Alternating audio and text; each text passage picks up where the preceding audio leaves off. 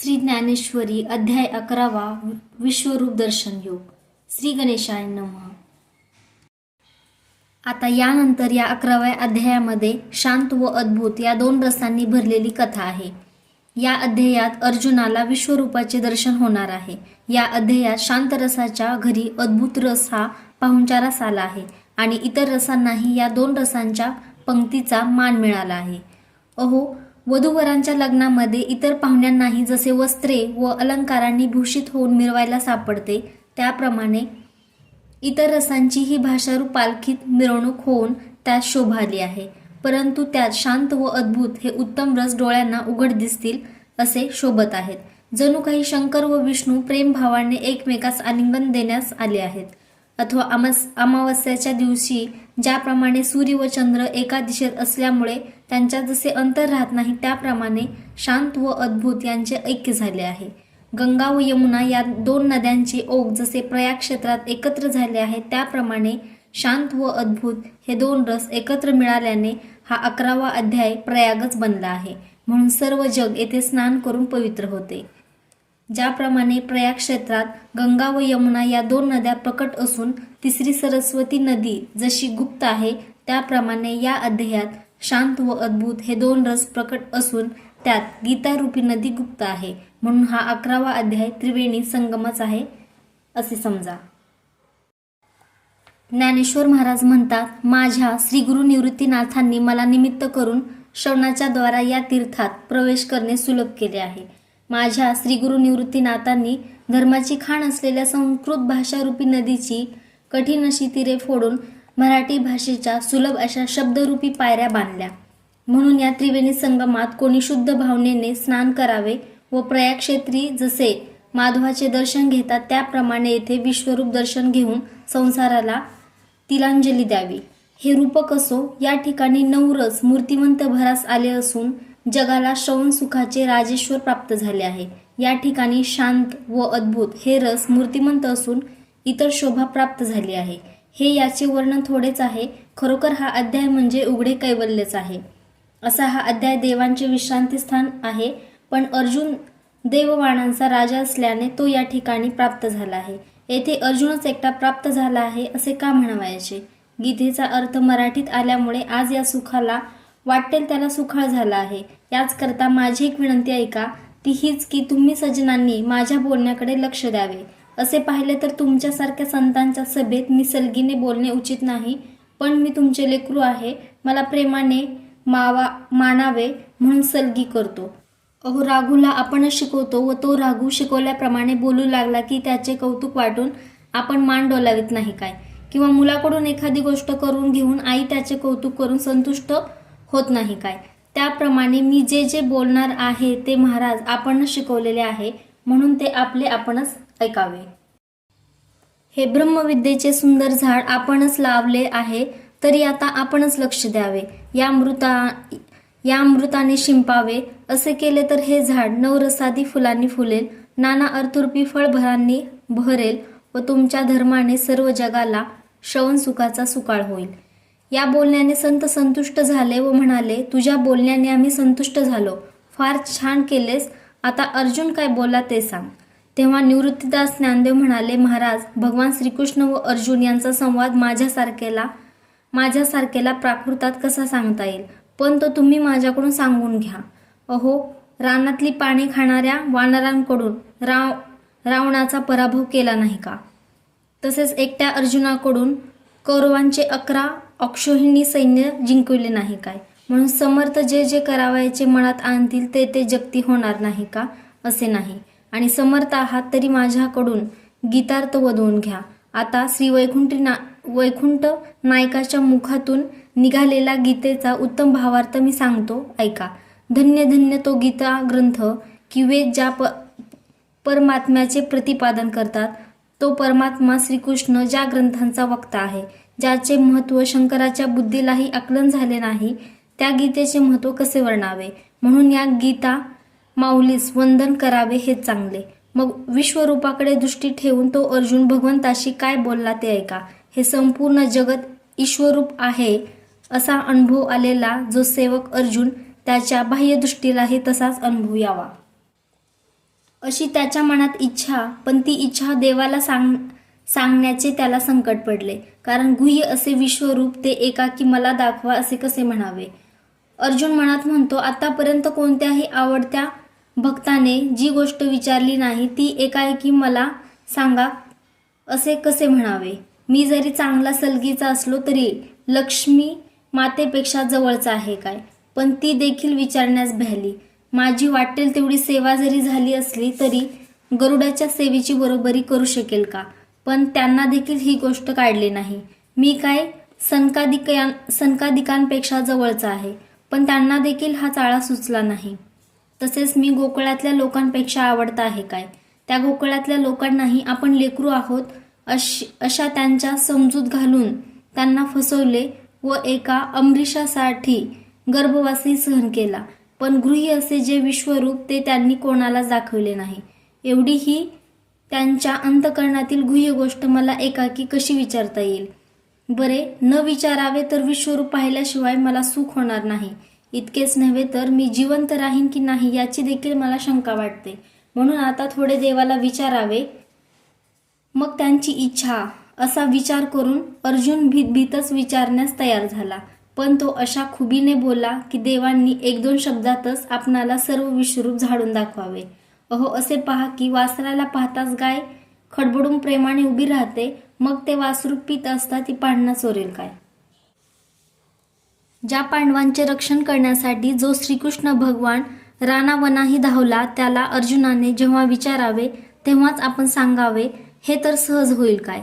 तो परमात्मा स्वभावतच प्रेमाची मूर्ती असून त्या प्रेमाला हा कैफ असणारा पदार्थ घातला आहे.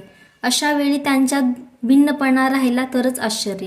म्हणून अर्जुनाने विचारताच देव सहज विश्वरूप धारण करतील तो प्रसंग असा आहे, ऐका. मग अर्जुन भगवंताला म्हणतो, हे कृपानिधे, जे बोलता यावयाचे नाही ते तुम्ही माझ्याकरता बोललात. जेव्हा पंचमहाभूते परब्रह्मात नाहीशी होतात व जीव व महत्तम यांचा पत्ता नाहीसा होतो त्यावेळी देवा आपण जे ब्रह्मरूप होऊन राहता ते शेवटचे विश्रांती स्थान आहे. जी स्वरूप स्थिती देवांनाही कळून न देता आपण आपल्या अंतःकरणरूपी घरात कृपणासारखी लपून ठेवली आहे. आज ती अंतःकरणातील गुप्त गोष्ट माझ्या पुढे प्रकट केली. ज्या आत्मज्ञानरूप प्रत्यक्ष शंकराने आपले ऐश्वर्य ओवाळून टाकले. भगवंता, अशी जी वस्तू ती आपण मला एका क्षणात दिलीत. असे म्हणावे तर आम्ही आपणापासून वेगळे आहोतच गोटे. पण खरोखर मोहरूप महापुरात मला मस्तकापर्यंत बुडालेला पाहून आपण हे श्रीहरी स्वतः उडी घालून त्यातून मला बाहेर काढले. एका तुझ्या वाचून या त्रैलोक्यात दुसरा कशाचीही वार्ता नाही असे असता आमचे दुर्दैव कसे पहा की आम्ही कोणीतरी आपणापेक्षा वेगळे आहोत असे समजतो आहोत. जगात मी एक अर्जुन आहे असा देहाच्या ठिकाणी अभिमान धरून देहासंबंधी जे कौरवादी यांना आपले बाहुबंद समजत होतो, यावर मी त्यांना मारीन आणि त्या पापाच्या योगाने मला कोणती गती मिळेल अशी वाईट स्वप्ने मी पाहत होतो. तोच आपण मला जागे केलेत. हे लक्ष्मीपते, जणू मी गंधर्व नगरीतील वस्ती सोडून पाणी पिण्याच्या इच्छेने मृगजळच पीत होतो. महाराज, साप कापडाचाच होता, पण तो चावला असा ब्रह्म होऊन विषाच्या लहरी मात्र येत होत्या. आपण मरतो असे ब्रह्माने वाटणाऱ्या जीवाला मला वाचवण्याचे तुम्ही पुण्य केले. पण आपलेच प्रतिबिंब आहे हे न समजता सिंह विहिरीत उडी घेणार तोच त्यास जसे सावरून धरावे त्याप्रमाणे हे अनंता तुम्ही माझे रक्षण केलेत. एरवी माझा तर आत्तापर्यंत असा निश्चय होता की आत्ताच जरी 7ही समुद्र एकवट झाले, प्रलय जरी झाला किंवा आकाश जरी तुटून पडले तरी मला माझ्या गोत्रजांशी लढण्याचा प्रसंग येऊ नये. अशा प्रकारे अहंकाराच्या भरात मी दुराग्रहाच्या जाळात उडी मारली होती. प्राण गेला तरी गोत्रजांशी लढणार नाही असा निश्चय करून बोललो होतो. पण आपण जवळजवळ होता म्हणून बरे झाले, नाही तर मला त्यातून कोणी काढले असते. वास्तविक नसलेला असा मीपणा एक मांडला व तसेच कौरवादिक हे काही नाहीत, पण त्यांना नातलग मानले. याप्रमाणे मला मी व माझे असे वेड लागले होते, पण तुम्ही बाजू राखली. मागे लक्षागृहाजवळ असताना आपण वाचवले खरे, पण त्यावेळी फक्त या स्थूल देहासच भय होते. पण या मोहरूपी अग्नीची पीडा काही वेगळीच आहे, कारण ती चैतन्याला सुद्धा आहे. दुराग्रहरूपी हिरण्याक्ष दैत्याने माझी बुद्धिरूपी पृथ्वी काखेत मारली व मग तो मोहरूपी समुद्राच्या दरवाजाने आत शिरला. महाराज आपल्या सामर्थ्याने पुन्हा ती बुद्धी मूळ ठिकाणाला आणली. देवा, आपणाला हा दुसरा अवतार धारण करावा लागला, असे तुझे अनंत उपकार मी एका वाणीने किती वर्णन करणार. फार काय, आपण मला पंचप्राण सुद्धा दिले आहेत. देवा, ते तुमचे श्रम काही व्यर्थ न जाता त्या श्रमांना चांगले यश लाभले, कारण माझ्या अज्ञानाचा समूळ नाश झाला. आनंद सरोवरातील कमळे असावी त्याप्रमाणे हे तुझे डोळे ज्याकरिता आपल्या प्रसादाची मंदिरे करतात, अहो त्यांना देखील भ्रांतीने ग्रासावे. ही दुबळी गोष्ट मनी कशी आणावी. समुद्राच्या पाण्याने देखील विजला न जाणारा वडवाग्नी, ज्याच्यावर मृगजळाच्या वर्षावाचा काय परिणाम होणार. त्यात हे श्रीकृष्ण मी या कृपेच्या गाभाऱ्यात शिरून ब्रह्मरसाचे भोजन करत आहे. देवा, त्याने माझे मोह जाईल यात काय आश्चर्य. खरोखर तुमच्या पायाची शपथ घेऊन सांगतो, माझा उद्धार झाला. हे कमल नयना, हे कोटी सूर्यतेजा महेशा, आज मी तुमच्याकडून असे ऐकले की ही सर्व भूते जिच्यापासून उत्पन्न होतात व लय पावतात अशी जी माया, ती मला देवांनी सांगितली. त्या मायेचा झाडा देऊन परमात्म्याचे मूळ स्थान दाखविले. ज्या परमात्म्याच्या महात्म्याने वेद त्यांचे यश गाण्यास समर्थ झाले. जे वेद उत्पन्न होऊन अस्तित्वात आले की ज्याच्यापासून धर्माची रत्ने निजपतात. या सर्व गोष्टी ते सर्व आपल्याच पायाचा आश्रय करतात, म्हणून हे देवा घडून येतात. त्याप्रमाणे देवा, तुमचे हे अगाध महात्म्य जे सर्व मार्गांनी जाणण्यास योग्य व आत्मानुभवाने परिपूर्ण आहे, ते तुम्ही मला दाखविले. ज्याप्रमाणे अभ्रे नाहीशी झाल्यावर आकाशात सूर्यमंडळ दृष्टीस पडते, किंवा हाताने शेवाळे बाजूस केल्यावर संपूर्ण पाणी दिसून येते, किंवा चंदनाच्या झाडाला सापाने दिलेले वेडे निघाल्यावर त्या झाडाला आलिंगन देता येते, अथवा पिशाच नाहीसे झाल्यावर द्रव्य हाती लागते, त्याप्रमाणे ज्ञानाच्या आड जी माया होती ती देवाने पलीकडे सारली. त्यामुळे माझ्या बुद्धीला ब्रह्मत्व भेटले. म्हणून देवा, तुमच्या अगाध शक्तीचा माझ्या जीवाला पूर्ण विश्वास झाला आहे. परंतु मला आणखीन एक इच्छा उत्पन्न झाली आहे. ती भीड धरून मी तुम्हाला विचारली नाही तर दुसऱ्या कोणास विचारण्यात जावे, कारण तुमच्याशिवाय आम्हाला दुसरे ठिकाण माहीत आहे काय. माशाने पाण्याचे आभार मानून त्याला त्रास न देता बाहेर राहावे असे जर मनात आणावे, किंवा बालकाने आईजवळ सारखी सारखी स्तनपान मागण्याची भीड धरली तर त्यांना वाचण्याला दुसरा उपाय आहे काय. म्हणून संकोच न करता मनात येईल ती गोष्ट तुम्हाला विचारावी इतके अर्जुन म्हणतो आहे. तोच देव म्हणाले की तुझे हे बोलणे राहू दे, तुला कोणती इच्छा झाली आहे ते सांग. मग तो अर्जुन म्हणाला, देवा, तुम्ही ज्या गोष्टी सांगितल्या त्याच्या अनुभवाने माझी दृष्टी शांत झाली. आता ज्या ब्रह्माच्या इच्छेने हे सर्व जग उत्पन्न होते व ज्याच्या ठिकाणी लय पावते आणि त्याच ठिकाणाला तुम्ही माझे स्वरूप आहे असे म्हणता, ते तुमचे मुख्य स्वरूप, जेथून देवांची संकटे दूर करण्याच्या निमित्ताने द्विभुज चतुर्भुज अशी रूपे घेऊन येता. शिरब्धातील शेषशयनाच्या आरंभापासून मत्स्य कुमार्दी अवतार घेऊन सर्व अवतार कार्य संपल्यावर गारोड्याप्रमाणे हे कृष्णा, ज्या ठिकाणी तुम्ही पुन्हा जाता, उपनिषदे ज्याचे वर्णन करतात, योगी लोक हृदयात आठवून ज्याचे ध्यान करतात व सनकादिक संत ज्याला मिठी मारून राहतात, असे तुमचे अगम्य विश्वरूप कानांनी मी ऐकतो, ते पाहण्यासाठी देवा माझे चित्त फार उतावळे झाले आहे. तुम्ही मनातील संकोच टाळून माझी काय इच्छा आहे असे प्रेमाने विचारले तर हीच एक माझी बलवत्तर इच्छा आहे. आपले विश्वरूप मी या डोळ्यांनी पाहावे असा माझ्या मनाने ध्यास घेतला आहे. परंतु हे भगवंता, आणखीन एक माझ्या मनात शंका येते की मी विश्वरूप पाहण्याच्या योग्यतेचा आहे की नाही, हे माझे मला समजत नाही. व ते का समजत नाही म्हणाल तर असे पहा, रोग्याला आपल्या रोगाचे निदान कधी समजते का. आणखीन महाराज, इच्छा वाढली म्हणजे उत्कंठित मनुष्य आपली योग्यता विसरतो. ज्याप्रमाणे फार तहान लागलेल्या माणसाला मला समुद्रही पुरणार नाही असे वाटते, त्याप्रमाणे तीव्र इच्छाने वेडा झालेल्या मला माझ्या शक्तीचा अंदाज कळत नाही. म्हणून जशी आई आपल्या मुलाची योग्यता जाणते, त्याप्रमाणे हे जनार्दना माझ्या अधिकाराचा विचार करून मग आपण मला विश्वरूप दाखवण्यास आरंभ करा. माझ्या योग्यतेप्रमाणे कृपा करा. माझा अधिकार नसेल तर स्पष्ट नाही म्हणून सांगा. कारण पंचम स्वरातील उत्तम गायनाने बहिऱ्याला सुख देण्याचा प्रयत्न करणे व्यर्थच आहे. बाकी मेघ हा एकट्या चातकाकरिताच वर्षाव करतो आणि जगाकरिता करीत नाही असे काही नाही. परंतु तोच पाऊस खडकावर पडला तर व्यर्थ जातो. चकोराला चंद्रामृत मिळते आणि दुसऱ्याला ते प्राशन करण्याची शपथ का घातली आहे? किंवा दृष्टीशिवाय जसा प्रकाश व्यर्थ आहे, म्हणून तुम्ही मला विश्वरूप दाखवाल असा पूर्ण भरोसा आहे. कारण तुमचे औदार्य जाणत्या व नेणत्या अशा दोघांनाही समानच आहे. अहो, तुमचे औदार्य स्वतंत्र आहे व तुमच्या मनात एखादी गोष्ट देण्याचे आले की पात्र किंवा अपात्र हा भेद तुम्ही मांडत नाही. पहा, मोक्षासारखी पवित्र वस्तू तुम्ही शत्रूलाही दिली. खरेच मोक्ष मिळण्यास फार कठीण आहे, परंतु तो देखील तुमच्या चरणांची सेवा करतो व म्हणूनच तू धाडशील तेथे तो नोकराप्रमाणे जातो.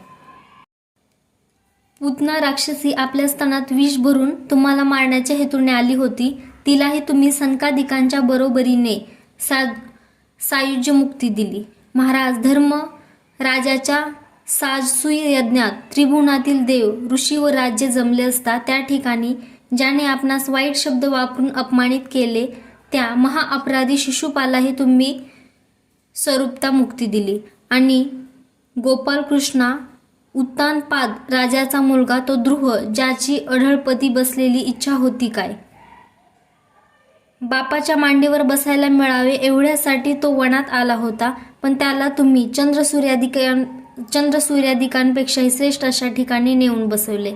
याप्रमाणे दुःखितांना सढळ हाताने देणारे एक तुम्हीच. हे पहा, अजामिळाने मरते समयी पुत्रमिशाने नारायण नामाचा उच्चार केल्यामुळे त्याला मुक्ती दिली. प्रभो, ज्या भृगु ऋषीने तुमच्या हृदयावर लात मारली होती त्यांचे चरणचिन्ह तुम्ही आपल्या हृदयावर भूषण म्हणून बाळगले आहे. तुमचा वैरी जो शंकासूर, त्याचे शरीर म्हणजे शंख, तो तुम्ही हातात धारण केला आहे. याप्रमाणे अपकार करणाऱ्यांवरही तुम्ही उपकार करता आणि अपात्र माणसासही औदार्याने दान देता. बळीराजापाशी दान मागव्यास जाऊन तुम्ही त्याचे द्वारपाल झाला. ज्या गणिकेने तुमची कधी पूजा केली नाही, तुमचे कधी गुणानुवाद ऐकले नाहीत व जिने मृत्यूसमयी आपल्या राघूला राघोबा म्हणून हाक मारली, त्या गणकेस तुम्ही वैकुंठ सुख दिलेत. अशा क्षुल्लक कारणांनीही वाटेल त्याला स्वतःचे स्वरूप प्राप्त करून देणारे ते तुम्ही मला वेगळी प्राप्ती करून द्याल काय? अहो, जी कामधेनू आपल्या दुभत्याच्या अधिकपणाने जगाचे संकट दूर करते, तिची वासरे उपाशी राहतील काय?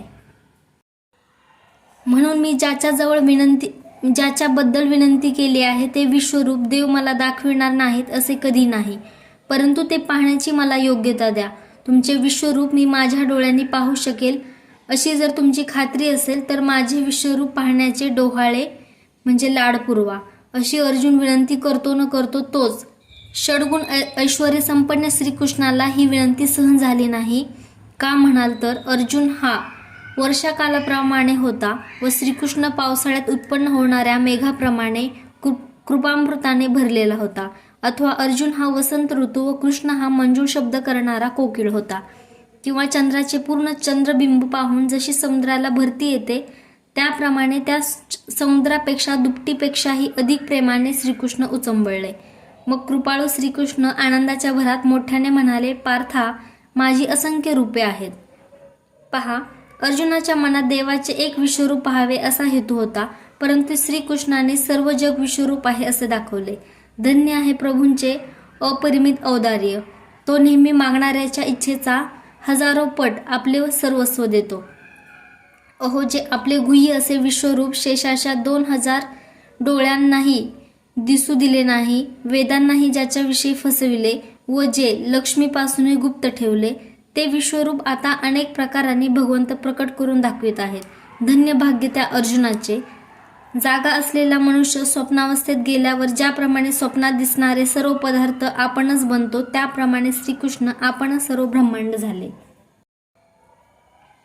प्रभूंनी श्रीकृष्ण रूप सोडून ज्या अज्ञात दृष्टीच्या पडद्याने ते लोकांना मनुष्यरूप भासत होते, तो पडदा दूर करून आपले सर्व योग ऐश्वर्य प्रकट केले.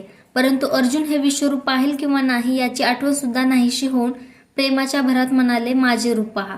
अर्जुना, तू एक विश्वरूप दाखवा असे म्हटलेस आणि तुला एकत्र दाखवले, तर यात नवलते काय?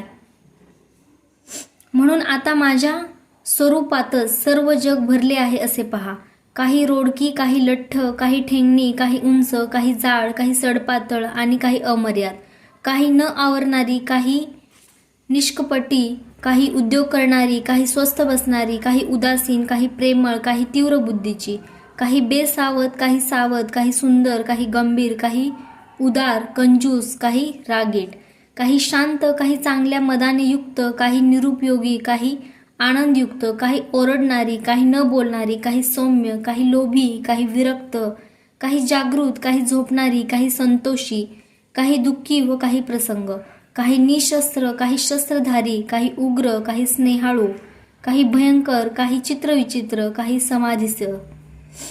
समाधिस्थ, काही लोकलीलेत गुंग, काही प्रेमाने पालन करणारी, काही रागाने संहार करणारी व काही तटस्थ. याप्रमाणे नाना प्रकारची, असंख्य व तेजस्वी व त्याप्रमाणे निरनिराळ्या वर्णांची आहेत. काही तपलेल्या सोन्याप्रमाणे, त्याचप्रमाणे शेकडो पिंगट वर्णाची, व काही ज्याप्रमाणे शेंद्राने माखलेले आकाश असावे त्याप्रमाणे शेंद्री रंगाची. जसे काही संपूर्ण मानकांनी भरलेले आहे अशी भोपणारी, व काही अरुणोदयाप्रमाणे तांबड्या रंगाची, काही शुद्ध स्फटिकाप्रमाणे स्वच्छ पांढरी, काही इंद्रनील मण्यांप्रमाणे निळी, काही काजळासारखी काळी, काही रक्ताप्रमाणे लाल, काही तेजस्वी सोन्याप्रमाणे पिवळी, काही नवीन ढगाप्रमाणे सावळ्या वर्णाची, काही निव्वळ सोनचाफ्याप्रमाणे पिवळी, काही हिरवीगाळ, काही तापलेल्या तांब्याप्रमाणे लाल, काही चंदनाप्रमाणे अतिशुभ्र, याप्रमाणे माझी नाना रंगाची रूपे पहा. हे जसे भिन्न भिन्न रंग, त्याप्रमाणे भिन्न भिन्न आकृती आहेत, की ज्या आकृतीच्या सौंदर्यापुढे मदन सुद्धा लाजून शरण झाला. काही बांधेसूत, काही तेजपुंज, काही मनोहर, जणू काही शृंगालक्ष्मीची भांडारेच उघडली आहेत, काही पुष्ट, काही किडकिडीत, काही अतिविक्राळ, काही उंच मानेची, काही मोठ्या डोक्याची भयंकर. हे सुभद्रापते, याप्रमाणे माझ्या रूपाच्या शेकडो आकृती आहेत व त्या पाहू गेले असता त्याचा अंत लागला नाही. या एक रूपाच्या एक अवयवावर सर्व जग भरलेले आहे पहा. माझी दृष्टी उघडल्याबरोबर आदित्यादी देवांची उत्पत्ती होते व पुढे तीच दृष्टी मिटल्याबरोबर सर्व देव लय पावतात. माझ्या मुलाखतीत वाफेबरोबर सर्व ज्वालामय होते. त्या ठिकाणी अष्टवसूंचा समुदाय प्राप्त होतो आणि माझ्या भिवयांची टोके रागाने एके ठिकाणी मिळतात. त्या ठिकाणी रुद्रगण समुदाय उत्पन्न झालेला दिसतो. माझ्या सौम्य मधुरूपेपासून असंख्य अश्विनी कुमार उत्पन्न होतात आणि हे पांडवा, कानांतून अनेक वायू उत्पन्न होतात. याप्रमाणे माझ्या एकेका अवयवाच्या लीलेपासून देव व सिद्ध यांची कुळे उत्पन्न होतात.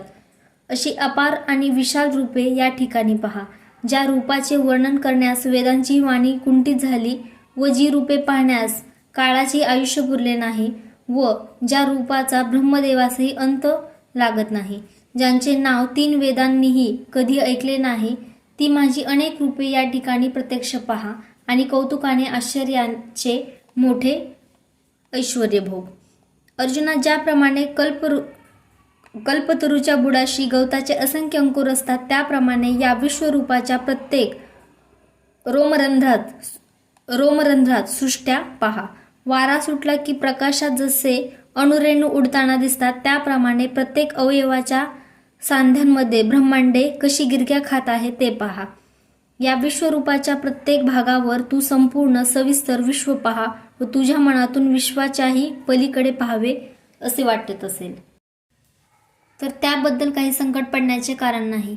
या माझ्या शरीरात जे तुला आवडेल ते सुखाने पाहून घे. याप्रमाणे विश्वरूप श्रीकृष्ण पूर्ण प्रेमाने बोलल्यावर अर्जुन आपले रूप पाहत आहे की नाही म्हणून पाहू लागले. तो स्वस्थ बसलेला त्यांना दिसला. यावेळी हा स्वस्थ का राहिला म्हणून श्रीकृष्णाने जेव्हा त्याच्याकडे पाहिले तेव्हा ते विश्वरूप पाहण्याच्या इच्छेचा अलंकार घालून तसाच उत्कंठित असलेला असा आढळला. मग देव मनात म्हणतात, याची उत्कंठा अजूनही कमी झाली नाही व आनंदाचे चिन्ह उमटले उमटलेले दिसत नाही. मी तरी विश्वरूप स्पष्ट दाखवले, पण याला ते दिसलेच नाही. असे बोलून देव हसले व हसूनच अर्जुनाला म्हणाले, आम्ही तुला विश्वरूप दाखवले, परंतु तू ते पाहतच नाही. या भाषणावर तो बुद्धिमान अर्जुन म्हणाला, महाराज, हा दोष कोणाकडे? आपण तर बगळ्याकडून चांदणे भक्षण करवित आहात. हे ऋषिकेशा, आपण आरसा पुसून आंधळ्यापुढे दाखवित आहात किंवा बहिऱ्यापुढे जणू गाणे सुरू केले आहे. भगवंता, फुलातील परागकणांचा चारा जाणून बुजून तुम्ही बेडकाला चारता आणि मग वाया गेला म्हणून उगाच रागवता कोणावर? जे इंद्रियांना दिसत नाही असे शास्त्राने सांगितले आहे व जे केवळ ज्ञानदृष्टीने दिसणारे ते विश्वरूप तुम्ही माझ्या चर्म चक्षुंपुढे ठेवले, तर मी ते कसे बरे पाहू? पण हा तुमचा दोष आम्ही उच्चारू नये, आपणच गप्प बसावे ते बरे. तेव्हा देव म्हणाले, बा अर्जुना, खरेच तू म्हणतोस ते मान्य आहे. विश्वरूप दाखवण्याचे तर आधी खरोखर ते पाहण्याचे सामर्थ्य द्यावे हेच योग्य. पण प्रेमाने बोलता बोलता ते विसरूनच गेलो. मशागत न करता जमिनीत पेरले तर जसे व्यर्थ जाते, तसे तुला माझे विश्वरूप दाखवण्याची खटपट व्यर्थ गेली. तरी आता तुला विश्वरूप पाहण्याजोगी दृष्टी देतो. मग अर्जुना, त्या दृष्टीने आमचा सर्व ऐश्वर्य पाहून त्याला अनुभवामध्ये घालून ठेव. उपनिषदांनी जाणण्यास योग्य सकळ लोकांचे मूळ रूप, जगाचे आराध्य दैवत असे श्रीकृष्ण ते याप्रमाणे बोलले. संजय म्हणतो, हे कुरुकुळातील सार्वभौम राजा धृतराष्ट्रा, मला वारंवार हेच आश्चर्य वाटले की लक्ष्मीपेक्षाही अधिक भाग्यवान असा या त्रैलोक्यात कोणी आहे काय? किंवा तात्विक गोष्ट सांगण्यात श्रुती वाचून जगात दुसरे कोणी आहे का? सांगा बरे. अथवा एकनिष्ठ सेवक पण जर पाहिले तर ते एका शेष नागाच्याच ठिकाणी आहे.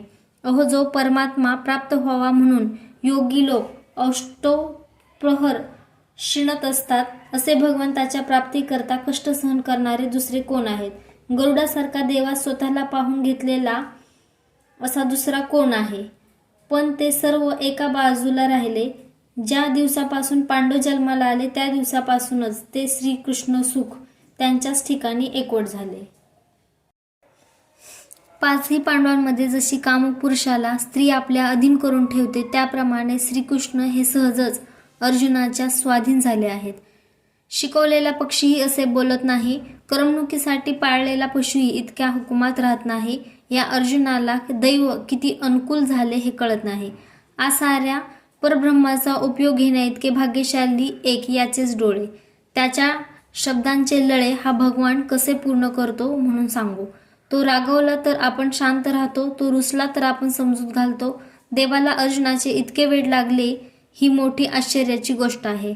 खरे म्हटले तर विषय जिंकून जन्मास आलेले जे शुक्राचार्यांसारखे समर्थ, ते भगवंताच्या विषयी लीलांचेच वर्णन करणारे स्तुतीपाठक झाले. हा परमात्मा योग्यांचे समाधीत भोगण्याचे ऐश्वर्य असून आज तो अर्जुनाच्या अगदी स्वाधीन झाला आहे. हे पाहून राजा धृतराष्ट्रा, मला फार आश्चर्य वाटते. इतके सांगून संजय पुन्हा म्हणाला, हे कौरवाधिपते, पण यात आश्चर्य तरी कसले? श्रीकृष्णाने त्याच्या अधीन होण्या इतके त्याचे भाग्य होतेच. म्हणून अर्जुना, ज्या दृष्टीने तू संपूर्ण विश्वरूप पाहशील ती दृष्टी मी तुला देतो, असा तो देवादिदेव श्रीकृष्ण परमात्मा म्हणाला.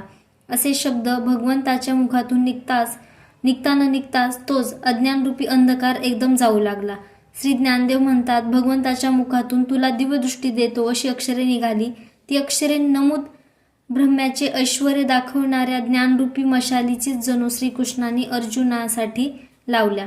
म्हणून अर्जुनाला दिव्यदृष्टी आली, त्यामुळे त्याच्या ज्ञानदृष्टीचे सामर्थ्य वाढले. याप्रमाणे श्रीकृष्ण परमात्मा आपला ऐश्वर्ययोग दाखविता झाला. भगवंताचे सर्व अवतार जे विश्वरूप समुद्रावरील लाटा आहेत किंवा ज्याच्या तेजरूपी सूर्यकिरणांमुळे हे सर्व विश्व मृगजलाप्रमाणे भासते, ज्याच्या अनादिसिद्ध योग्य भूमिकेवर स्थावर जगमंगरूप चित्रे उमटतात, ते आपले मूळ रूप श्रीकृष्णाने अर्जुनास दाखविले. पूर्वी बालपणी या श्रीकृष्णाने जेव्हा एकदा माती खाल्ली होती तेव्हा त्याला मारण्यासाठी माता यशोदेने रागावून हात धरल्यावर भीत मी माती नाही खाल्ली म्हणून तोंडाचा झाडा देताना यशोदेला विस्तारासह 14 भुवने मुखात दाखविली. किंवा ध्रुव मधुवनात तपश्चर्या करीत असताना त्याच्या पुढे भगवान प्रकट झाले, तेव्हा ध्रुवाच्या मनात भगवंताची स्तुती करावी असे आले, पण ती कशी करावी हे त्याला सुचेना. तेव्हा भगवंतांनी त्याच्या गालाला आपला शंख लावला. त्यामुळे वेदांची बुद्धी जिथे कुंठित होते ते तो बोलावयास लागला. संजय म्हणतो, राजा धृतराष्ट्रा, श्रीकृष्णाने याप्रमाणे अर्जुनावर अनुग्रह केला, त्यामुळे माया ही कोठे आहे ही भाषा देखील तो जाणेनासा झाला. एकदम ऐश्वर्यते ज्याचा उजेड पाहून त्याला सर्व चमत्कारमय दिसू लागले आणि या आश्चर्याच्या गर्दीत त्याचे चित्त उडून गेले. ज्याप्रमाणे ब्रह्मलोकापर्यंत भरलेल्या पूर्णोदकामध्ये मार्कंडेय ऋषी एकटेच पोहत होते, त्याप्रमाणे विश्वरूप कौतुकामध्ये अर्जुनही लोळू लागला.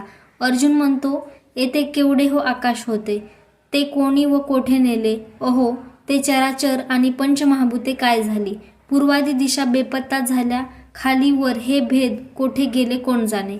जागे झाल्यावर जसे स्वप्न नाहीसे होते त्याप्रमाणे सृष्टीचा आकार नाहीसा झाला, किंवा सूर्य तेजाच्या प्रतापाने चंद्रासह वर्तमान नक्षत्र समूह जसा लुप्त होतो त्याप्रमाणे विश्वरूपाने सारी प्रपंचरचना गिळून टाकली. तेव्हा मनाच्या मनोधर्माची स्फूर्ती गेली, बुद्धीची शुद्धी नाहीशी झाली आणि इंद्रियांच्या वृत्ती आश्चर्याने मुरडून त्या हृदयातच भरून राहिल्या.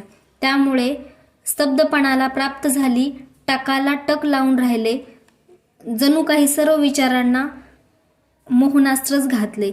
याप्रमाणे चकित होऊन तो कौतुकाने पाहू लागला. तो पुढे असलेले चतुर्भुज रूप चोहीकडे नाना प्रकारची स्वरूपे बनून राहिले. पावसाळ्यातील ढग किंवा महाप्रलयातील तेज जसे चहूकडे गच्च भरून जाते त्याप्रमाणे त्या विश्वरूपानेही स्वतःविषयी दुसरे काहीच उरू दिले नाही. दिव्यदृष्टीमुळे प्रथम विश्वरूप पाहिल्याबरोबर अर्जुनाचे समाधान झालेलेच होते. लगेच उघडून पाहतो तो विश्वरूप दृष्टीस पडले. अशा रीतीने यात दोन्ही डोळ्यांनी साऱ्या विश्वरूपाला पाहावे असे जे अर्जुनाच्या मनात होते ती त्याची इच्छा भगवंतांनी याप्रमाणे पूर्ण केली. तेव्हा जणू काही लक्ष्मीपतीची राजमंदिरेच किंवा सौंदर्यश्रींची असंख्य भांडारेच अशा प्रकारची अनेक मुखे अर्जुनाने तेथे पाहिली, किंवा आनंदाच्या प्रफुल्लित झालेल्या बागाच किंवा सौंदर्यास प्राप्त झालेले राजवैभवच अशा प्रकारची श्रीहरींची मुखे त्याने पाहिली. त्यात कित्येक जणू काही काल रात्रीची फौजच सामावली आहे, अशा स्वभावतः भयंकर किंवा मृत्यूलाच तोंड फुटावीत, नाहीतर भयाचेच किल्ले बांधावेत किंवा प्रलयाग्नीची कुंडे उघडावीत. त्याप्रमाणे कित्येक अद्भुत, कित्येक भेसूर, कित्येक अगदीच विलक्षण, कित्येक अलंकार घातलेली, कित्येक सौम्य अशी नाना प्रकारची मुखे त्या वीराने पाहिली. तो ज्ञानदृष्टीने पाहत होता तरी त्याला त्या मुखाचा अंत लागेना. तेव्हा तो मोठ्या कौतुकाने आता डोळे तरी कसले आहे ते पाहावेत असे मनात आणून डोळ्यांकडे पाहू लागला. तेव्हा चित्रविचित्र रंगाच्या कमळांनी वने प्रफुल्लित व्हावी तसे अनेक व तेजाने सूर्याच्या समुद्रायाप्रमाणे असे डोळे त्याने पाहिले. तेथेच दाट काळ्या ढगांमध्ये कल्पांतीच्या विजेच्या चकाकीप्रमाणे भुव्यांखाली पिंगट बुबुळे दिसत होती. त्या एका स्वरूपामध्ये निरनिराळी आश्चर्य दिसू लागली. तेव्हा दर्शनाची अनेकता अर्जुनाला अनुभवास आली. मग तो म्हणाला, पाय ते कोणीकडे आहेत, मुकुट कोठे आहे, बाहू कोठे आहेत, अशी कौतुकाने पाहण्याची इच्छा तो वाढवीत चालला. मग भाग्याचे केवळ भांडारच असा तो अर्जुन, त्याचे मनोरथ व्यर्थ जातील काय? शंकराच्या भात्यामध्ये निष्फळ बाण कधी असतील काय? किंवा ब्रह्मदेवाच्या वाणीमध्ये असत्य वाणीच्या मुद्रा आहेत काय? म्हणून ज्याचा पार नाही असे स्वरूप त्याने नखशिखांत पाहिले. ज्या स्वरूपाचा मार्ग वेदांना सुद्धा कळला नव्हता त्या स्वरूपाचे सगळे अवयव अर्जुनाने दोनच डोळ्यांनी एकदम पाहिले. पायांपासून ते मुकुटापर्यंत नाना रत्ने व अलंकारांनी सजलेल्या विश्वरूपाची शोभा त्याला दिसली. ब्रह्मस्वरूप जो भगवान तो स्वतःच घालण्यासाठी अनेक प्रकारचे अलंकार स्वतःच बनला. ते कशासारखे होते म्हणून मी सांगावे. ज्याच्या प्रभेच्या चमकीने चंद्रमंडळाला व सूर्यमंडळाला सुद्धा प्रकाश मिळतो, महत्तेजाचे जे उगमस्थान व ज्याच्या प्रभेने विश्व दिसू लागते, असे दिव्य तेज असलेले अलंकार कोणाच्या बुद्धीला विषय होतील? याप्रमाणे त्या परमात्म्याने आपल्या स्वरूपाचे अलंकार आपल्या अंगावर घातले आहेत असे अर्जुनाने पाहिले. नंतर तसेच तो ज्ञानदृष्टीने हस्ताग्रे पाहू लागला. तो कल्पांतीच्या ज्वालांनाही कापून टाकतील अशी लखलखी शस्त्रे त्याला दिसली. पाहतो तो देह आपण, अलंकारही आपण, हात आपण आणि हत्यारही आपणच, जीव आपण व शरीरही आपणच. याप्रमाणे हे चराचर सारे देवानेच भरून गेलेले आहेत असे अर्जुनाने पाहिले. या शस्त्रांच्या किरणांच्या प्रखरतेने नक्षत्रांचे केवळ फुटाने उडतील असे तेज, ज्या तेजापुढे अग्निही चिरडला जाऊन समुद्रात जाऊन बसण्याचा विचार करू लागला. मग जणू काही काळकूट विषाच्या लाटा उसळल्याप्रमाणे किंवा महाविजांचे आरण्यच उद्भवल्याप्रमाणे उगारलेल्या शस्त्रांसहित अनंत हात दृष्टीस पडले. त्या हातातील असंख्य शस्त्रांच्या भीतीने अर्जुनाने आपली दृष्टी तेथून काढून मग तो कंठ व मुकुट याच्याकडे पाहू लागला. तेव्हा त्याला वाटते, कल्पतरूंची उत्पत्ती याचपासून झाली आहे की काय. महासिद्धींची अधिष्ठाने व लक्ष्मी शिंडी असता जेथे विश्रांती घेते अशी जी अतिउत्कृष्ट कमळे त्यांचा वास भगवान घेत आहेत असे पाहिले. मुकुटावर फुलांचे गुच्छ एकावर एक लावलेले असून कंठात अवर्णनीय अशा फुलांच्या माळा रुळत आहेत. स्वर्गाने जसे सूर्यतेज नेसावे किंवा मेरू पर्वताला सोन्याने मडवावे तसा कमरेभोवती नेसलेला पितांबर झळकत होता. ज्याप्रमाणे श्री महादेवाला कापुराची उटी लावावी किंवा कैलास पर्वत पाऱ्याने लिंपावा अथवा क्षीर समुद्राला पांढऱ्या शुभ्र उदकाने पांघरावे, ज्याप्रमाणे चंद्राची घडी उकरून तिचा आकाशाला भुरका घालावा, त्याप्रमाणे विश्वरूपाच्या सर्वांगावर पांढरी शुभ्र चंदनाची उटी दिसली. ज्याच्या योगाने मूळ तेजालाही तेज चढते, ब्रह्मानंदाचा दास नाहीसा होतो व ज्याच्या सुगंधाने मुळातच गंधयुक्त असणाऱ्या पृथ्वीला जीवित प्राप्त होते. निर्लेप असा परमात्मा तोही ज्या गंधाचा अनुलेप करतो व मदनही ज्याची उटी सर्व अंगाला लावतो. ज्या सुगंधाची थोरवी कोणी वर्णन करावी. याप्रमाणे एकेका अलंकाराचे सौंदर्य पाहून अर्जुन भांबारला. तसाच देव बसले आहेत की उभे आहेत किंवा निजलेले आहेत हेही त्याला समजेना. डोळे उघडून इकडे तिकडे पाहतो तो सर्व विश्वरूपाने भरले आहे असे दिसले. म्हणून त्याकडे न पाहता डोळे झाकून स्वस्थ बसावे असे मनात आणून तो डोळे झाकतो. तोच अंतर्यामीही तसेच विश्वरूप दिसू लागते. समोर भयंकर तोंडे दिसतात म्हणून त्याच्या भीतीने पाठीमागे तो जो पाहू लागला तो तिकडेही विश्वरूपाची तोंडे हात पाय दिसू लागले. डोळे उघडून पाहिल्यावर सर्व विश्वरूप दिसले. यात आश्चर्य ते कसले. परंतु डोळे मिटल्यावरही ते दिसत होते. हेच भगवंताच्या कृपेचे नवल. भगवंताच्या कृपेची करणी अशी आहे पहा. अर्जुनाचे पाहणे व न पाहणे सर्वच भगवंतांनी व्यापून टाकले. म्हणून एका आश्चर्यरूपी पुरात पडल्यावर तात्काळ काठावर जाऊन तो उभा राहतो तोच दुसऱ्या चमत्काररूपी महासमुद्रात पडला. याप्रमाणे आपल्या विश्वरूप दर्शनाचा वेध लागलेल्या अर्जुनाला मोठ्या कौशल्याने श्रीकृष्णांनी अनंत रूपे दाखवून व्यापून टाकले. तो स्वभावतः सर्वतोमुख असल्यामुळे आणि तशाच अर्जुनाने विश्वरूप दाखवा अशी प्रार्थना केल्यामुळे तो स्वतः सर्व रूप घेऊन नटला. अर्जुनाला श्रीकृष्णाने जी दिव्यदृष्टी दिली ती दिव्याचा किंवा सूर्याचा प्रकाश असला तरी दिसावे किंवा मिटली असता पाहणेच बंद व्हावे अशातही नव्हती. म्हणून अर्जुनास दोन्ही प्रकारांनी डोळे उघडे ठेवून किंवा झाकून किंवा अंधारात सुद्धा त्या दिव्यदृष्टीने दिसत होते असे संजयाने धृतराष्ट्र राजाला हस्तिनापुरात सांगितले व म्हटले की राजा ऐकलेस का? नाना अलंकारांनी भरलेले व ज्याला सर्व बाजूंनी डोळे आहेत असे विश्वरूप पार्थाने पाहिले. राजा त्या विश्वरूपाचे तेज कशासारखे होते म्हणून सांगू. प्रलयकाळी जसे 12 सूर्य एकत्र मिळतात तसे सहस्रावधी सूर्य एकाच वेळेला उदय पावले तरी त्याच्यानेही या विश्वरूपाच्या तेजाची बरोबरी करणार नाही. सर्व विजा एकत्र करून व प्रलयकालच्या अग्नीची सर्व सामग्री जमून त्यात महातेजाची दसकडी जर मिळवली तर त्या विश्वरूपाच्या अंगाच्या तेजाची काही थोडीशी कदाचित बरोबरी होईल, परंतु त्याची अगदी बरोबरी खास होणार नाही. असा श्रीहरीचा सहज महिमा आहे. त्याच्या विश्वरूपाचे तेज सर्वत्र पसरले होते. ते व्यासांच्या कृपेने मलाही दिसले. आणखीन त्या विश्वरूपावर सर्व जग एका बाजूस दिसत होते. ज्याप्रमाणे समुद्राच्या पाण्यावर निरनिराळे बुडबुडे येतात किंवा आकाशात ढगांवर जसे गंधर्व नगर, पृथ्वीवर मुंग्यांचे वारूळ किंवा डोंगरावर बारीक मातीचे कण असतात, त्याप्रमाणे त्या देवादिदेव श्रीकृष्णाच्या विश्वरूपावर अर्जुनाने हे सर्व जग पाहिले. जेव्हा विश्व वेगळे व आपण वेगळे असे जे थोडे द्वैत होते तेही नाहीसे होऊन अर्जुनाचे मन सहजच विरून गेले. अंतर्यामी आनंद उत्पन्न होऊन बाहेरील गात्रे ढिली पडली आणि त्याच्या पायापासून मस्तकापर्यंत रोमांच उभे राहिले. पावसाळ्याच्या सुरुवातीला पर्वतावरील सर्व मळ वाहून गेल्यावर जसे गवत उगवते त्याप्रमाणे अर्जुनाच्या सर्व अंगावर रोमांच उभे राहिले. चंद्राच्या किरणांचा स्पर्श होता जसा चंद्रकांत मण्याला पाजर फुटतो त्याप्रमाणे शरीरावर घामांचे बिंदू आले. कमळाच्या कळीत भुंगा सापडला म्हणजे ती हेलकावते त्याप्रमाणे अंतर्यामीच्या सुखाच्या लहरीने अर्जुनाचे शरीर कापू लागले. कापूर टाकल्यावर ज्याप्रमाणे कापूर केळीची सोपटे उकडून कापुराचे थेंब बाहेर पडू लागतात त्याप्रमाणे डोळ्यांवाटे आनंदाश्रू थेंब पडू लागले. चंद्रोदय झाल्यावर ज्याप्रमाणे सूर्य भरलेला असूनही त्यास भरती येते त्याप्रमाणे हृदयातील सुखाच्या लाटांनी तो वरचेवर डोलू लागला.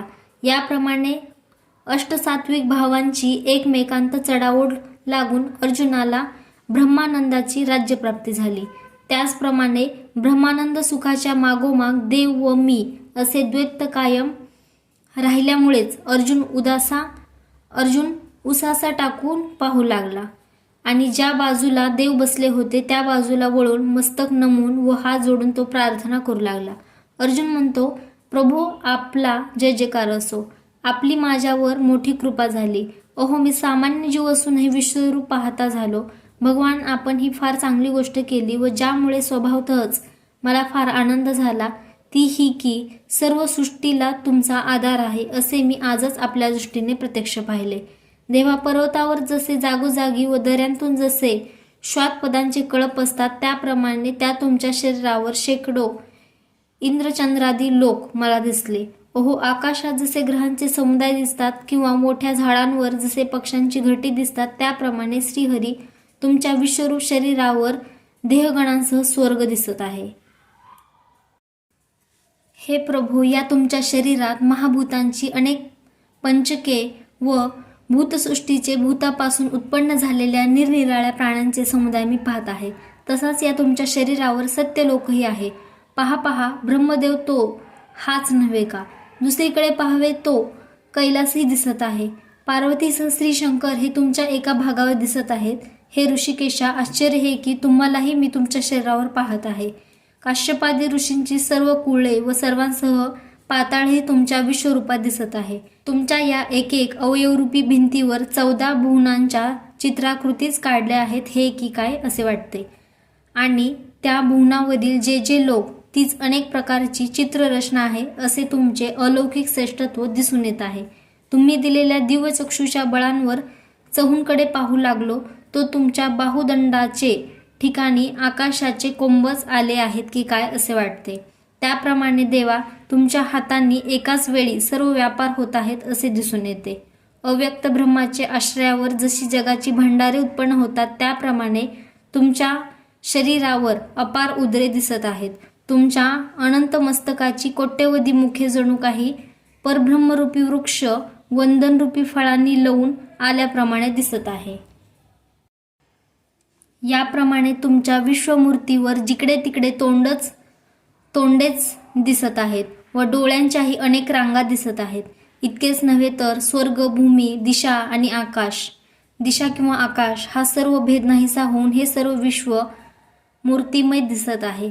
तुमच्याशिवाय एखाद्या बाजूसही परमाणू इतकी जागा कौतुकाने पाहू लागलो तर सापडत नाही. याप्रमाणे सर्व तुम्हीच व्यापले आहे. नाना प्रकारच्या अपरिमित महाभूतांनी जे सर्व जग व्यापले होते तो सर्व विस्तार हे अनंतात तुम्हीच व्यापला आहे असे दिसते. एवढे मोठे तुम्ही कोठून आलात? बसविले आहात की उभे आहात? आणि एवढे स्वरूप कोणत्या आईच्या पोटात होते हो हे काही कळत नाही. एवढी मोठी तुमची आकृती आहे. तुमचे रूप आणि वय काय आहे? तुमच्या पलीकडे काय आहे व तुमचे अधिष्ठान कोणते हे जो मी पाहू लागलो तो विचाराने असे ठरले की तुमचे अधिष्ठान तुम्हीच आहात. तुम्ही कोणापासून उत्पन्न झाला नाही, जन्मरहित असे स्वयमेव आहात. देवा तुम्ही उभे नाही व बसलेले नाही, उंच नाही व ठेंगणे नाही. तुमच्या वर व खाली तुम्हीच आहात. देवा तुमचे रूप कशाप्रमाणे आहे म्हणाल तर तुमच्यासारखेच आहे व तुमचे वयही तुमच्यासारखेच आहे. हे देवादिदेवा तुमची पाठ व पोट ही तुम्हीच आहात. फार काय अनंता, मी जो आणखीन पाहू लागलो तो तुमच्यासारखे तुम्हीच आहात असे मला दिसू लागले आहे. पण तुमच्या विश्वरूपात मला एकच उणीव दिसते, ती ही की त्याला आदी मध्य व अंत तिन्हीही नाहीत. बाकी मी सर्व ठिकाणी शोधून पाहिले, परंतु मला पत्ता लागला नाही. म्हणून आदी मध्य व अंत ही तिन्ही तुमच्या रूपाला नाहीतच, यात संशय काय? हे आदी मध्य अंतरहिता, हे जगदीशा, खरोखर याप्रमाणे मी तुमचे विश्वरूप पाहिले. तुमच्या विश्वरूपावर निरनिराळ्या शेकडो मूर्ती उमटलेल्या आहेत. त्यामुळे तुमच्या अंगात नाना प्रकारच्या रंगाच्या अंगरखाच घातला आहे असे तुम्हीच दिसत आहात. तुमच्या विश्वरूपी पर्वतावर ज्या निरनिराळ्या मूर्ती दिसतात त्या वृक्ष व वेली याप्रमाणे शोभत असून मूर्तीवरचे जे अलंकार ते फुले व फळे आहेत. हे देवा, तू महासमुद्र आणि मूर्ती या लाटा तुझ्यावर हेलकावे खात आहेत, किंवा तुम्ही एक उत्तम वृक्ष असून मूर्तिमंत फळांनी भरलेला दिसता आहात. पृथ्वी जशी प्राण्यांनी भरली आहे किंवा आकाश जसे नक्षत्रांनी व्यापलेले आहे तसे तुमचे विश्वरूप मूर्तींनी भरलेले आहे असे दिसले. ज्या एक एक मूर्तीच्या अंगावर त्रैलोक्य उत्पन्न होते व लय पावते, तेवढ्याल्या मूर्ती तुमच्या अंगावरील एका रोमाचे ठिकाणी आहात. असा हा जगाचा विस्तार करणारे तुम्ही ते कोण व कोणाचे? हे जो मी पाहू लागलो तो आमचे जे सारथी तेच तुम्ही आहात. तर हे मुकुंदा तुम्ही सर्वदा असेच व्यापक आहात, परंतु भक्तांवर अनुग्रह करण्याकरताच सगुण रूप धारण करता असे मला वाटते. तुम्हीच ही चतुर्भुज सावली मूर्ती पाहिल्यावर मन व डोळे कसे तृप्त होतात. तिला आलिंगन देऊ लागले तर ती तिन्ही हातात सुद्धा सापडते. हे विश्व धारण करणाऱ्या देवा, असे गोजीरवाणे रूप तुम्ही भक्तांवर कृपा करण्याकरता घेत नाही का? तर घेता, पण आमच्या दूषित नजरेने ते तुमचे रूप सामान्य मानवाप्रमाणे आम्ही मानतो. तुम्ही सहज दिव्य चक्षु दिल्यामुळे माझ्या दृष्टीचा दोष नाहीसा झाला व तुमचा महिमा मला दिसला. परंतु रथाच्या मकर तुकाडावर जुंबाच्या मागच्या बाजूला जे तुम्ही बसला होता तेच तुम्ही एवढे मोठे विश्वरूप बनला, हे मी आता पक्के ओळखले. हे श्रीहरी, तुम्ही जो डोक्यावर मुकुट धारण केला होता तोच का नव्हे काय? पण आत्ताचे त्याचे तेज व आकार विशेष आहे, हे मोठे आश्चर्य आहे. वरच्या हातात फिरत असलेले ते चक्र हेच नव्हे का? कारण ते तुम्ही सावरून हातात धरीत आहात, ही खूण कायम आहे. दुसऱ्या हातात गदा होती, ती हीच नव्हे का? आणि खालचे दोन हात घोडे सावरणारे निशस्त्र तेच हे नाहीत काय? आणि हे विश्वेशा, माझी विश्वरूप पाहण्याची इच्छा पूर्ण करण्याच्या हेतूने तुम्हीच हे एकदम विश्वरूप बनला, हे मी जाणतो आहे. परंतु देवा, या तुमच्या रूपाचे आश्चर्य मांडण्याचीही माझी योग्यता नाही. या आश्चर्याने माझे मन थक्क होऊन गेले आहे. या रूपाच्या तेजाने मी इतका भांबावून गेलो आहे की हे तुमचे विश्वरूप मी पाहतो आहे किंवा नाही हेच मला कळत नाही. या रूपाच्या तेजाची अशी अलौकिक प्रखरता आहे की त्याच्या पुढे अग्नीची दृष्टी करपून जाईल व सूर्यही काजव्याप्रमाणे दिपून जाईल असे वाटते. सर्व दृष्टी महातेजाच्या मोठ्या समुद्रात बुडाली आणि कल्पांतीच्या वेळेच्या विजांनी सर्व आकाश झाकून टाकले आहे की काय? अथवा प्रलयकालच्या तेजाच्या ज्वाला तोडून त्याचा अंतराळात जणू काही माळाच बांधला आहे असे वाटते. त्यामुळे तुम्ही दिलेल्या दिव्य दृष्टीनेही त्याच्याकडे मला पाहवत नाही. तेच तेज अधिक प्रखर होऊन वरचे वर 10 वाढवत आहे. त्यामुळे माझ्या दिव्य चक्षुसही पाहण्यास त्रास होत आहे. अहो महाराज, जो काळाग्नी रुद्राच्या ठिकाणी लुप्त असलेला प्रलयकाळचा अग्नी, त्या प्रलय रुद्राची जणू कळीच उमललेली आहे असे भासते. तसेच तुमच्या पसरलेल्या तेजामुळे चोहीकडे पंचाग्नीच्या ज्वाळांचे वेडे पडत असता जळून ब्रह्मांडाचे कोळसे होत आहेत. तुमच्या या विश्वरूपाच्या व्याप्तीला व तेजाला अंत नाही, असे हे अद्भुत रूप मी माझ्या जन्मात आजच पाहिले. देवा, तुम्ही परब्रह्म असून 3.5 मंत्रांचा जो ओंकार त्यांचाही पलीकडचे आहात. श्रुती तुमचे स्थान शोधित आहे. तुम्हीच त्रैलोक्याचे वस्तीस्थान व विश्वांचे लयस्थान असून गहन, अव्यय आणि अविनाशी असे आहात. तुम्ही धर्मांचे जीवन आहात. अनादिसिद्ध असूनही नित्य नवे आहात व 36 तत्वांच्याही पलीकडील 37वा अलौकिक असा पुरुष आहात असे मी जाणतो. तुम्ही आदी मध्य व अंतर्हित असून स्वप्रकाप्रमाणे अपार आहात. स्वपराक्रमाने अपार आहात. तुम्हाला चहूबाजूंनी असंख्य हात व पाय आहेत. चंद्र व सूर्य या तुमच्या डोळ्यांनी तुम्ही शांती व क्रोध या लीला दाखविता व तमरूप डोळ्याने एकाला शासन करता आणि कृपारूप डोळ्यांनी एकाचे पालन करता. खरोखर अशा अनेक प्रकारांनी तुम्ही दृष्टीला दिसत आहात. ज्याप्रमाणे प्रलयाग्नी पेटल्यावर चहूकडे उजेड पडतो त्याप्रमाणे तुमचे मुख अतिशय तेजस्वी दिसत आहे. वणव्याने चहूकडे पर्वत पेटल्यावर ज्वाला ज्याप्रमाणे भडकत असतात त्याप्रमाणे तुमची जीभ दाढा चाटीत दातांमध्ये लोळत आहे. तुमच्या या तोंडातील अग्नीच्या उष्णतेने व शरीराच्या तेजाने विश्व पोळून अतिशय त्रस्त झाले आहे. किंवा स्वर्ग, पाताळ, पृथ्वी आणि अंतरिक्ष तशाच 10 व सर्व दिशाचक्र हे सर्व तुमच्या विश्वरूपाने व्यापून गेले आहे असे कौतुकाने मी पाहतो. पण आकाशासही तुमच्या भयानक रूपात जणू सर्व काही बुडत आहे. किंवा अद्भुत रूपाच्या रसाच्या लाटांत 14 भुवने सापडावीत असे तुमचे रूप आश्चर्यकारक आहे. ते मला एकट्याला कसे पाहावेल. तुमच्या भव्य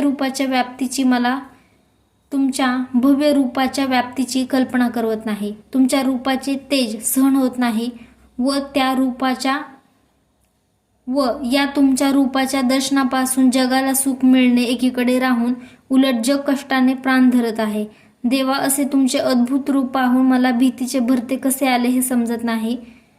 प्रस्तुत दुःखाच्या लाटांत हे सर्व त्रैलोक्य बुडत आहे. खरे पाहिले तर तुम्हा महात्म्यांच्या दर्शनापासून जगाला भय व दुःखाची प्राप्ती का व्हावी. परंतु या तुमच्या विश्वरूप दर्शनापासून सुख तर कोणालाही होणार नाही असेच मला भासते आहे. जोपर्यंत तुमचे रूप दिसले नव्हते तोपर्यंत जगाला संसार सुखच उत्तम वाटत होते. परंतु तुमचे रूप पाहिल्याबरोबर विषयांच्या वीट येऊन कंटाळा आला आहे. बरे, तुमच्या या रूपाला पाहून एकाएकी मिठी मारता येईल काय, आणि मिठी न मारावी तर शोक संकटात कसे राहावे. म्हणून मागे सरावे तर अनिवार्य असे जन्ममरण संसार दुःख येतो आणि पुढे सरावे तर हे प्रचंड विश्वरूप धारण केल्यामुळे तुम्हाला आलिंगन देता येत नाही. अशा प्रकारे 2 संकटांच्या तावडीत सापडून बिचारे त्रैलोक्य होरपळे आहे. तात्पर्य, या विश्वरूपाचा अभिप्राय भयप्रद असा आहे हे मला चांगले कळले. जसा एखादा मनुष्य अग्नीत पोळल्यामुळे आपला दाह शमन होण्याकरता समुद्राकडे धाव घेतो, तो समुद्राच्या लाटा पाहून त्याला जास्तच भीती वाटते. त्याप्रमाणे या जगाची उत्पन्न झाली आहे. तुम्हाला पाहून तो तळमळत आहे. या पलीकडील ज्ञानी पुरुषांच्या समुद्राची काय स्थिती झाली आहे पहा.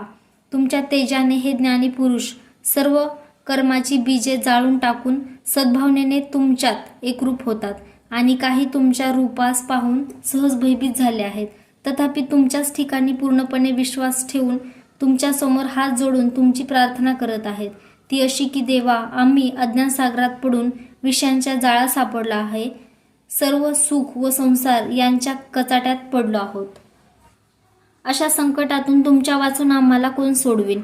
म्हणून देवा, आम्ही स्वभावाने तुम्हाला शरण आलो आहोत असे म्हणत आहे. आणि महर्षी व सिद्ध अथवा विद्याधरांचे समुदाय हे तुमचे कल्याण हो, तुमचा जय जयकार असो असे म्हणून तुमची स्तुती करीत आहेत. हा 11वा अध्यायाचा पार्ट 1 आहे. पार्ट 2 आपण नेक्स्ट व्हिडिओमध्ये कव्हर करणार आहोत. जर तुम्हाला हा व्हिडिओ आवडला असेल तर प्लीज लाईक करा, चॅनलला सबस्क्राईब करा आणि जास्तीत जास्त लोकांपर्यंत असे चांगले व्हिडिओ शेअर करत जावा. Thank you so much for watching this video. हा व्हिडिओ ऐकल्याबद्दल तुमचे मनापासून धन्यवाद.